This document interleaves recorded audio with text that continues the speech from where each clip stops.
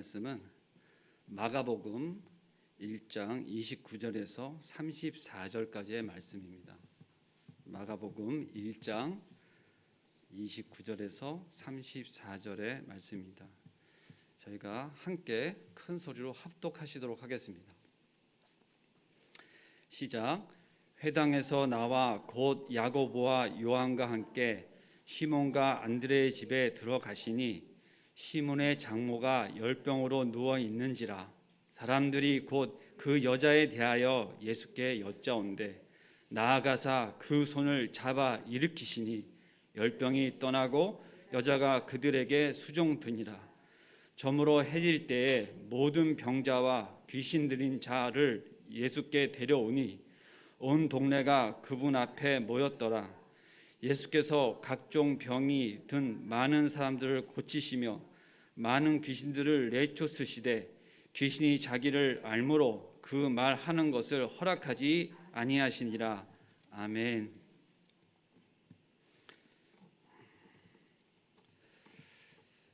가정의 달에 특별히 오늘 수요 예배 때는 로마서 묵상을 잠깐 멈추고 함께 가정의 달에 관계되는 말씀을 좀 나누고자 하였는데 이 본문 말씀을 주셨습니다.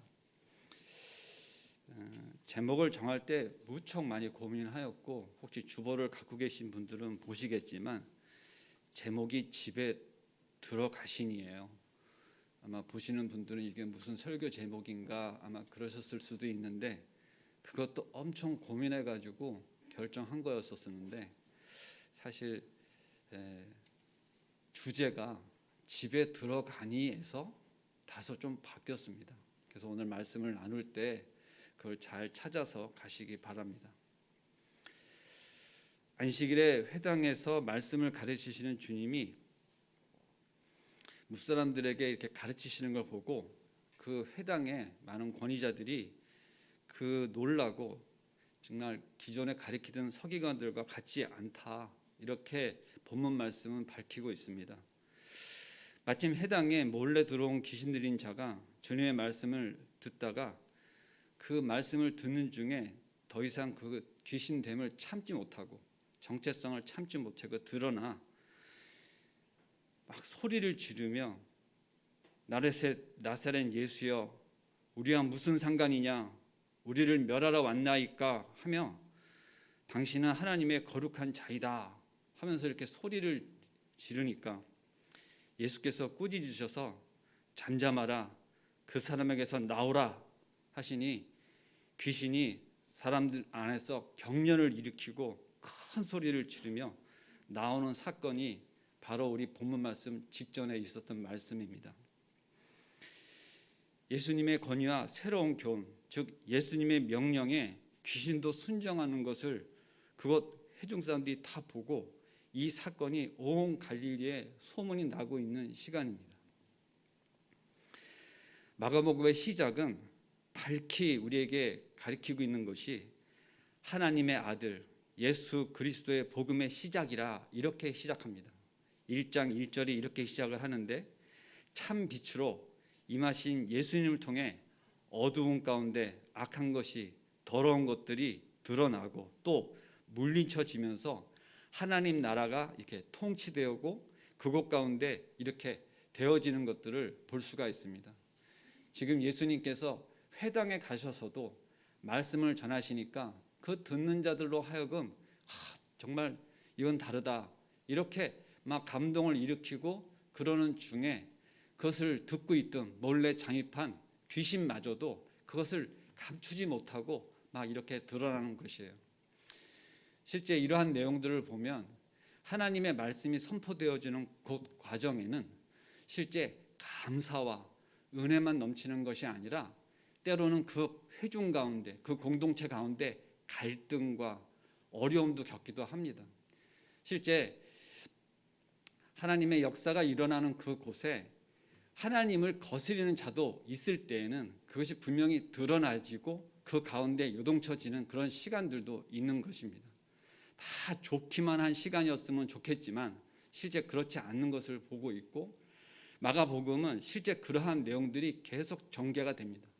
예수님이 누군가에게 이적을 행하시고 은혜를 베푸시고 하면서 그 영혼 가운데 하나님의 뜻 가운데 소생되어지고 회복되어지는 시간들이 있는가 하면 꼭 그 자들이 그것을 알아보고 방해할 때 그것을 통해서 예수님께서는 조용히 하라, 침묵하라 이렇게 명령을 하시며 계속 그 예수님의 메시아 됨을 은닉하시는, 그리고 실제 또 역사하심이 동시에 같이 가고 있는 것을 마가복음 전체에서 볼 수가 있습니다.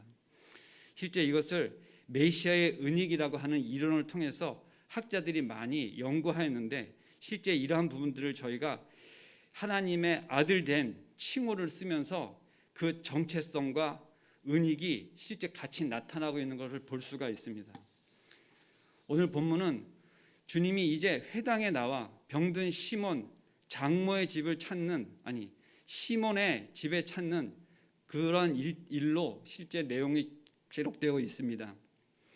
장모를 찾아 신방하시는 실제적인 사역의 모습을 볼 수 있습니다.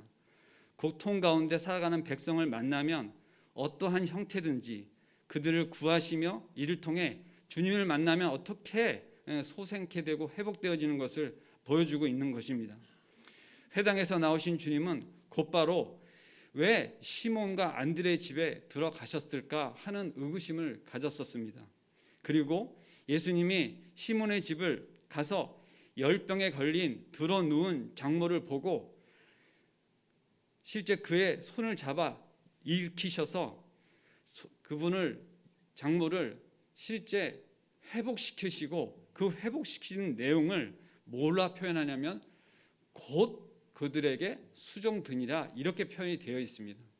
저는 예전에 이 본문을 볼 때 아픈 사람이 일어났으면 회복하는 시간도 필요할 것이고 뭐가 그렇게 급해서 그렇게 헌신의 자리, 수종드는 자리로 가나, 이런 생각을 한 적이 있어요. 오늘 저의 장모님도 저기 이렇게 앉아 계시는데, 장모님께 수종을 받는 예수님, 그의 일행들의 모습을 생각해 보시면 됩니다. 그런데 그 내용 가운데 깊은 이 사연이 있는 것, 그러한 내용들, 이 본문에는 그러한 기록들이 잘 이렇게 나타나지 않지만 그 안에 있는 내용들이 있어요. 지금도 그렇지만 우리 많은 병들, 마음에서 오는 병들이 많습니다. 실제 우리나라에 예전에는 화병으로 죽는 자들도 많이 있었다고 하는데, 막상 저의 할아버지도 화병으로 돌아가셨다는 얘기를 들었습니다. 저희 아버지 5살 때. 그런데 이 시기에도 이러한 병들이 있었던 것 같아요. 지금 헬라어 피레소 카타케이마이라고 하는 열병으로 누워라고 표현되어 있는 이 내용은 실제 좀 전에 제가 말씀드린 현대의 화병과도 유사한 병으로 몸져 누웠다, 머리 싸매고 누웠다, 이러한 표현으로 여러분들 보시면 됩니다. 이러한 내용으로 다른 공간복음의 누가복음에서는 병을 꾸짖으신데 열병이 떠나 이렇게 나옵니다. 마가복에서는 손을 잡아 일으키시니 열병이 떠났다고 되어 있지만 누가복에서는 병을 꾸짖었다 이렇게 나옵니다. 그러면 병을 꾸짖었다는 것이 무엇이에요? 그 인격성을 넣어서 이렇게 얘기하죠. 그 병은 떠나라 이렇게 명하셨다고 하는 것과 같습니다.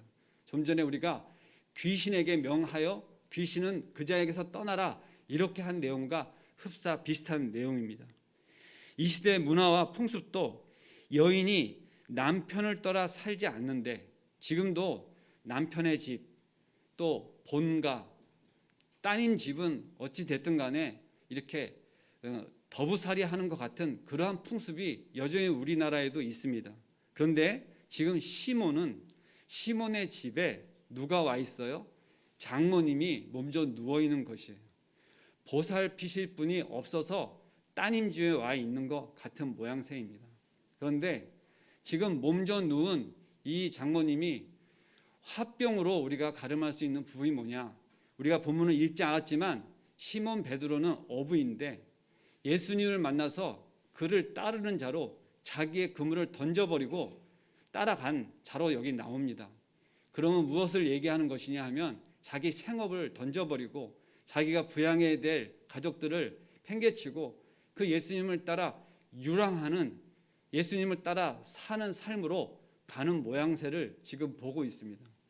여러분들이 그 장모된 심정으로 한번 가보시면 걱정이 좀 되실 것 같죠. 실제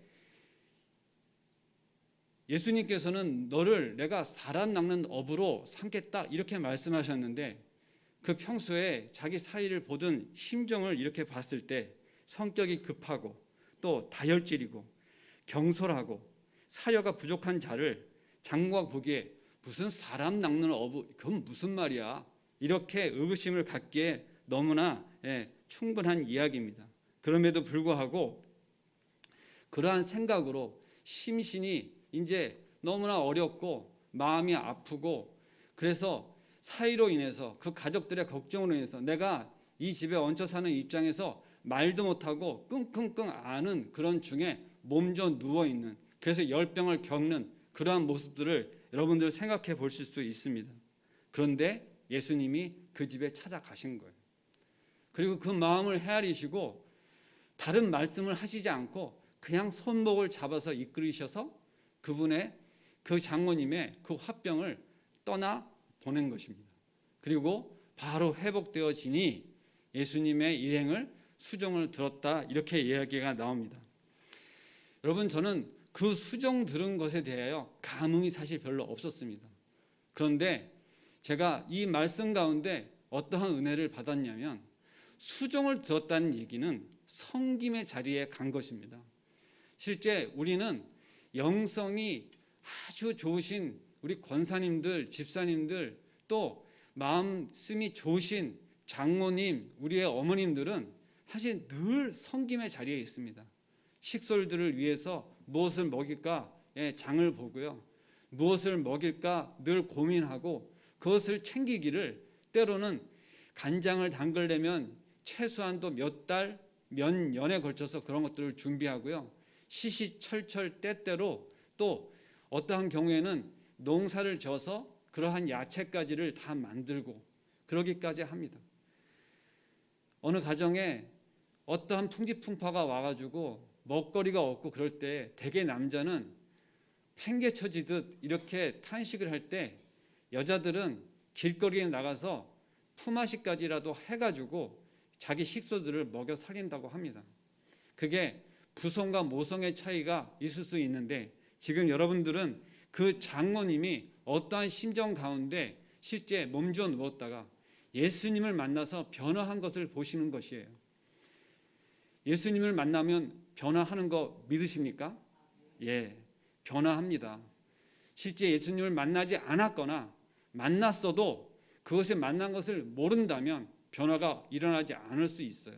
그러나 지금 이 본문 말씀, 하나님의 말씀이 무엇을 말씀하십니까? 예수님이 일으키시니 병이 낫고 바로 어떤 자리로 갔느냐? 섬김의 자리로 간 것이에요. 그런데 예수님이 그렇게 섬기라고만 하셨어요? 예수님이 섬기러 이 땅 가운데 오셨잖아요. 그리고 인자가 이 땅 가운데 오신 것은 섬김을 받으려 하는 것이 아니라 섬기려 하는 것이라고 깊이 말씀하시고 제자들의 발을 닦이시고 그리고 섬기심의 본이 되셨잖아요. 우리가 섬김의 자리로 가는 것이, 예수님께서는 앉아서 받아먹는 자가 큰 자냐 아니면 서서 섬기는 자가 큰 자냐 분명히 말씀 주셨는데 섬기는 자가 큰 자라고 말씀하셨어요. 오늘 우리 찬양 가운데도 우리가 높으려 하면은 낮추시고 우리가 낮아지려 하면 하나님이 높이신다고 하는 그 찬양을 우리가 들었는데 그것이 허튼 소리가 아닙니다. 우리가 기독교 안에서, 특히 예수 믿는 사람들 안에서 함께 이게 동역을 하고 함께 교회를 이룰 때 주변을 바라보시면, 아니 옆을 이렇게 보시면, 아, 참 저 권사님은 늘 겸손하셔, 저 권사님은 늘 챙기셔, 저렇게 여유가 없으신 것 같은데도 불구하고 늘 섬기시기를, 손대접하기를 게을리하지 않으셔, 저 장로님은 참 그것을 너무 잘하셔, 이러한 생각들을 나시는 우리 교회에 장로님 권사님이 계시면 복 받으신 겁니다. 아멘 더 크게 하셨으면 좋겠습니다. 복 받으신 거예요. 네. 특별히 사도 바울은 고린도전서에서도 보면 지도자들에게 말씀을 많이 하세요. 교회는 실제 많은 리더들로 인해서 실제 일들이 이루어집니다. 많은 사람들은 또 따라가기에 바쁜지도 모르겠어요. 그래서 제가 예전에 섬기던 교회에서도 늘 나오는 얘기 뭐냐면 하는 사람들만 해. 바쁜 사람들만 바빠. 역할 맡은 사람들은 2, 3개도 맡고 서너 개도 맡아서 일을 하는데 맡지 않는 자들은 1개도 버거운 거예요. 이름만 올려놓기도 부담스럽고 도망가기 바쁜 거죠. 교회 생활을 10년, 20년 오래 했어도 그러한 모습들이 바뀌지 않는 것들의 가운데 나 늘 그것을 놓고 기도를 하고 그것을 놓고 저의 마음을 놓고 함께 공동체에서 기도한 적이 있습니다. 그런데 오늘 말씀을 보니까 그것이 너무 잘 됐으면 굳이 예수님께서 회당에서 사역을 하시고 귀신을 내쫓으신 직후에 왜 베드로의 시몬, 아직 베드로 되기 전 시몬의 집에 들어가 그렇게 장모님을 이끌어내셔서 그렇게 섬김의 자리로 가게 하셨는가? 장모님을 부려먹지 못해서 예수님이 안달이 났나? 그것이 아니라 변화가 되어지면 섬김의 자리로 가는 것에 대하여 실제 그 내용상 다 우리가 알 수는 없지만 이 지금 본문은 그렇게 이야기하는 것입니다.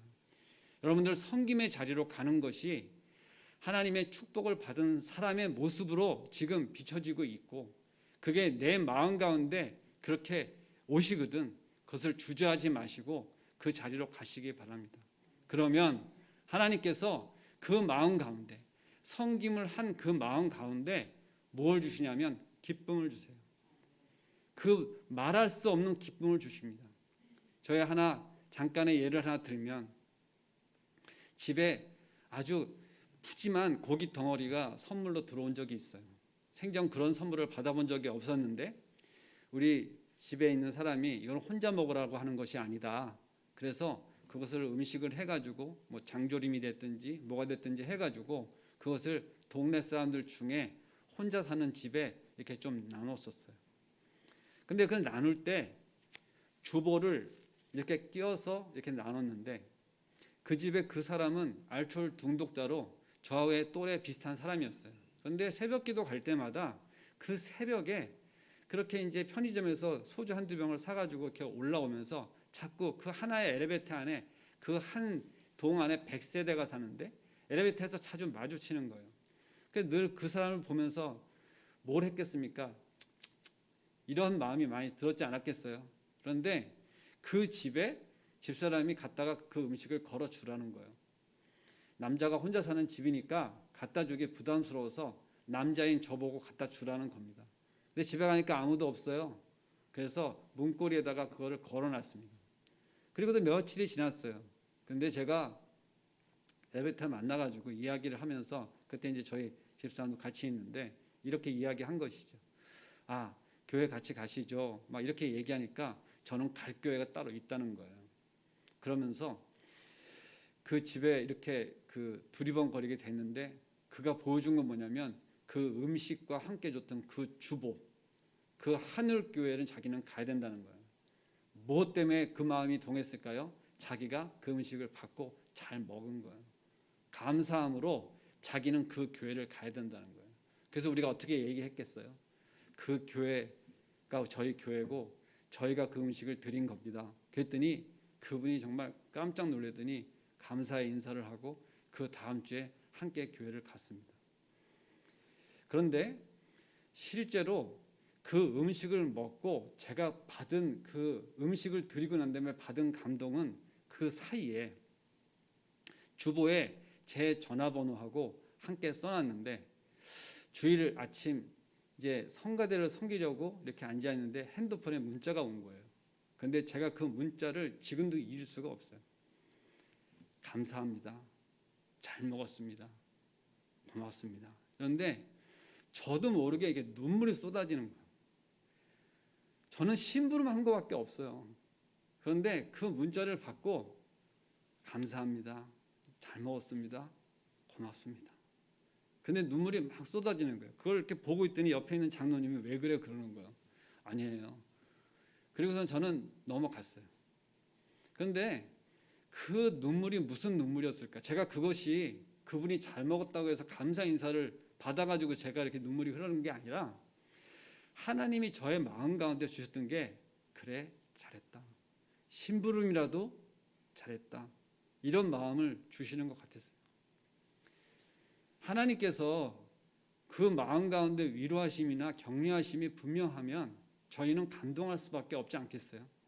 지금 이 시몬의 짐에 누가 왔냐면 예수님이 온 거예요. 여러분들 생각을 해보세요. 내가 지금 몸이 아픈데 예수님이 오셔서 잡아주셨다니까요. 그러면 벌떡 일어나지 않겠습니까? 그리고 그 근심이 사라지지 않겠어요? 그리고 회복되어지는 심신이 완전히 회복되어졌다면 뭐라도 내놓고 마련한 것을 드리지 않겠습니까? 예, 아멘입니다. 예, 더 큰 소리로 아멘 하셔도 돼요. 분명히 그렇게 하실 거예요. 여기 집사님도 권사님도 그렇게 하실 거예요. 왜 제가 지금 아멘이라는 것에 반응을 하냐면 그렇습니다. 나도 그렇게 할 겁니다. 여러분들도 그렇게 하시길 바라요. 예수님이 집에 오셨다는데 사실 누워있다가도 일어나죠. 그러나 그분은 일어날 수 없는 지경에 있는데 예수님이 끌어 일으키시니 이게 웬일입니까? 몸이 나았어요. 화병이 나았다니까요. 달라진 건 없어요. 지금도 베드로 시몬은 그 예수님을 따라 쫓아다니는 그런 상황에 있는데 달라진 건 뭐예요? 그 시몬의 장모님이 달라진 거예요. 그 달라질 뿐만 아니라 달라진 것을 어떻게 나타내냐면 그 수종 드는 것으로 달라진 모습을 보인 겁니다. 실제 우리의 달라짐은 보입니다. 신앙생활 하다 보면 저분 뭔가 좀 달라졌어. 무슨 일이 있었나 봐. 이렇게 보여져요. 그 보여지는 모습 가운데 그것이 우리로 하여금 도전도 되고요. 때에 따라서는 어떤 것이 되냐면 사실 마음이 어려움도 옵니다. 똑같이 신앙생활 하는데 10년, 20년 해도 어떤 사람은 전혀 바뀌질 않아. 예수님을 만났는지 어땠는지 전혀 관심도 없어. 그런데 어떤 분은 만난 것이 표가 나요. 달라진다니까요. 여러분들 달라지지 않으면 그것은 분명히 만나지 않은 겁니다. 만났는데 어떻게 달라지지 않겠어요? 이것은 성경이 그렇게 말씀을 하고 있는 것을 제가 좀 더 강하게 이야기하고 있는 것뿐입니다. 솔직히 저도 달라졌어요. 어쩌다가 누구랑 통화를 하는데 집사람이 이런 얘기를 하더라고요. 저 사람이 옛날에는 술 먹었는데 지금은 전혀 안 먹은 지 오래됐어. 달라졌잖아. 이런 얘기를 하는 거예요. 참 그 술이 뭔지 좀 더 좋은 얘기도 있을 텐데 달라진 예를 그걸 들더라고. 그것도 며칠 전에 들은 얘기예요. 비단 술만 안 먹었겠습니까? 좋아진 거 있겠죠. 그런데 그것이 중요한 게 아니라 마음이 어떻게 달라졌느냐. 그리고 실제 우리의 삶 가운데 그것이 어떠한 행보로 가느냐 이겁니다. 실제 지금 여러분들이 이 지역에 가보시면 시몬 베드로 그 베드로의 집이라고 표현되지 않고 그 시몬 장모님이 거했던 집이라고 해서 그것이 성지로 보존되어 있고 그것이 성지로 보존된 이유가 어떻게 되냐면 그것이 초대 교회가 되어졌어요. 그리고 교회가 됐을 뿐만 아니라 실제 더 크게 부흥해서 큰 교회가 되어졌는데 외세의 침략으로 인해서 다 부서진 유적지를 다 고고학적으로 발굴하여 지금은 그 터를 그대로 보존하는데 교회 터를 보존한 게 아니라 장모님이 누웠던 그 집 터를 그대로 보존하고 그 장모가 병 나은 곳이다. 그것을 그대로 기록하고 그 터 위에 그것을 다 들여다볼 수 있는 투명한 그런 어떠한 건축물들을 사용해가지고 지금은 그곳에 가면 그곳을 이렇게 바라보면서 있을 수 있도록 하나님이 그것을 그렇게 다 남겨두도록 역사를 하셨어요. 여러분들 2000년이 지난 이야기입니다. 그런데 이것을 우리가 성경 말씀으로만 보는 것이 아니라 이 지역에 가면 그 베드로 시몬의 장모님이 병 나은 곳을 그대로 보존을 하고 있는 거예요. 팔각형의 모형을 하고 있습니다. 저는 사진으로 봤는데 오늘 제가 그것을 준비해드리지 못해서 아쉽습니다. 왜 그것을 기록으로 남기고 우리로 하여금 지금 말씀 가운데 늘 보면서 이렇게 하고 있을까요? 하나님이 그것이 너무나 중요하기 때문에. 그리고 세월이 지나 그 유적지는 몇 번의 건축을 통해서 묻혀서 없어질 뻔하였는데 그것을 다시 수천 년이 지나서 찾아내서 그대로 보존한 가운데 그곳 가운데 무엇을 기록하고 있냐면 그 장모가 병들었던 곳으로 기록하고 있는 겁니다. 베드로가 중요한 게 아니라 지금은 시몬의 장모님이 예수님을 만나서 변한 게 중요한 겁니다. 예수님은 지금 많은 병자를 우리 다음 본문에도 보면 읽어서 알고 있어요. 그 많은 병자들은 지금 얘기 한마디도 안 나오고 있고요. 또 지금 이후로도 예수님은 곳곳을 다니면서 지금 병자들을 고치고 귀신을 내쫓고 있는 과정에 굳이 지금 이 마가복음 전체적으로 보면 16장밖에 안 되고 본문 말씀을 아주 간단하게 쓰기로 아주 유명한 복음서입니다. 그럼에도 불구하고 이 열병이 바로 수종든 이야기가 이 가운데 기록되어 있는 것은 그만큼 우리로 하여금 시사하고 말씀하시는 것이 중요하기 때문에 지금 여기 기록이 되어 있는 겁니다. 결론을 맺겠습니다. 오늘 이 말씀은 가정의 주간에 저희에게 말씀으로 주신 것은 처음에는 집에 들어가시니 이렇게 마음을 주셨어요. 예수님이 그 집에 들어가면 변화됩니다. 그런데 집이 변화되는 게 중요하겠어요? 그 집안에 사람이 변하는 게 중요하겠어요? 집에 사람이 변하는 게 중요합니다. 그 집은 이사 가면 그만인 것이잖아요. 그런데 제가 이 말씀을 준비할 때 요즘 세상이 신방을 꺼려하는 상황이 됐어요. 코로나요. 아주 좋은 방패막이가 있어요. 참 병이 옮길까 봐 교회도 오지 않을 뿐만 아니라 교회 사람이 자기 집에 오는 것도 지금 사려 깊게 생각한다면 피해야 된다. 그래야 된다 생각을 하는데 무엇이 문제입니까? 그 가정 가운데 가정 신방 예배, 그 기도, 그 가정을 오픈하면서 그 가정 가운데 있는 기도 제목을 나누고 그 가정의 상황들을 얘기하는 그러한 것들이 지금 없는 거예요. 이게 지금 코로나 상황이었다고 생각을 해보면 예수님은 지금 마스크를 끼고 어딜 가시는 거냐면 그 가정에 방문을 하신 거예요.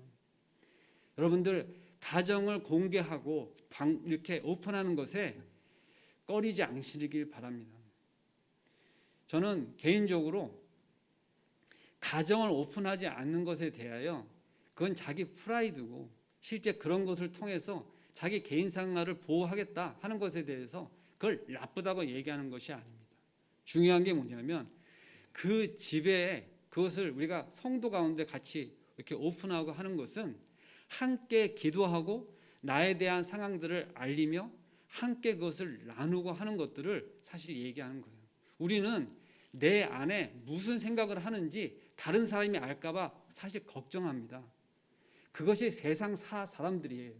그런데 성도는 뭐라 그랬어요? 서로 교통한다면서요. 서로 소통하는 것을 더 넘어서 교통하고 서로 나누기를 그러면서 우리 가운데 무엇을 놓고 기도하냐면 서로의 기도 제목을 놓고 기도합니다. 세상 사람들은 자기의 근심을 상대방한테 얘기하면 내가 그것으로 인해서 책잡힐까 봐 얘기 안 하잖아요. 그런데 성도는 뭐예요? 실제 그것을 오히려 드러내놓고 기도 제목으로 이야기하는 것입니다. 어떻게 그럴 수가 있어요? 성도이기 때문에, 한 교회 공동체이기 때문에, 예수님 안에서 한 지체이기 때문에, 한 가족이기 때문에 그럴 수 있는 겁니다. 우리는 때로 따라서 어려울 때 누군가를 찾잖아요. 그래서 사실 부탁도 하고 힘있는 사람을 유력자를 찾아서 부탁을 하고 청탁도 하잖아요. 그것이 뭐예요? 세상 사람들이도 그런 지혜는 있는 겁니다. 근데 우리는 어찌해야 되겠습니까?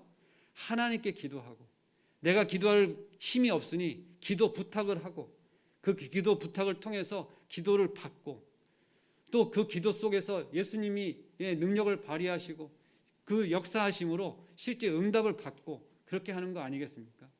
오늘 새벽 시간에도 그 기도가 우리가 실제 이 금식하는 기도가 기도 자체로의 의미가 있겠느냐 하시면서 오늘 목사님 강론하셨는데 우리가 기도하면서 기도한다 드러내는 것이 아니라 기도하는 자의 모습에 대하여 그것이 어떻게 섬겨야 되는지 어떤 자세로 해야 되는지에 대해서 말씀하실 때 큰 은혜를 받았습니다. 저도 기도하는 사람으로 누군가에게 얘기하는 전도사가 되어졌어요. 그런데 저 전도사는 기도만 잘해. 이렇게 돼서는 안 되겠잖아요. 어떻게 되겠어요? 기도를 잘하는 것뿐만 아니라 섬기기를 참 잘하는 전도사네. 이러한 말 듣기를 바랍니다. 그래서 저도 하늘나라의 작은 자가 아니라 섬기는 자로 큰 자 되기를 기도합니다. 말씀을 맺겠습니다. 기도하겠습니다.